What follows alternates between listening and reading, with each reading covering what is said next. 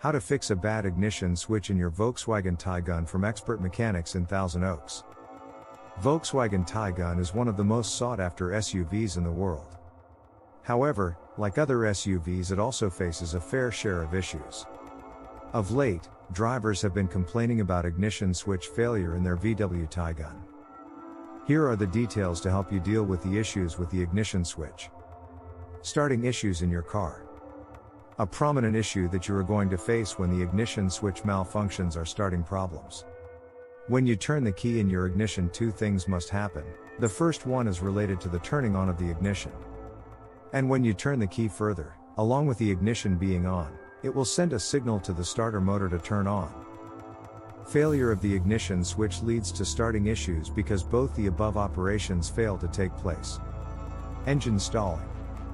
Whenever there is something wrong with the ignition switch of your car, then you are going to face stalling issues.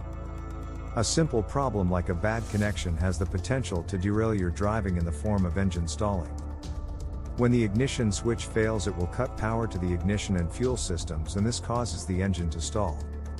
In addition to this, you might also experience the car starting and then stalling suddenly. Erratic accessories. Erratic behavior of the accessories in your car is often related to the failure of the ignition switch.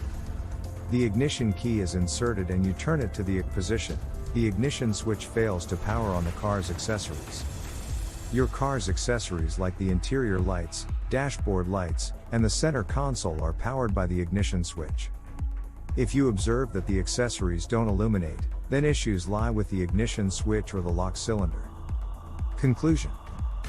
These are some serious issues that you are going to face due to a bad ignition switch. Take your VW Taigun to a certified repair shop for getting the ignition switch replaced.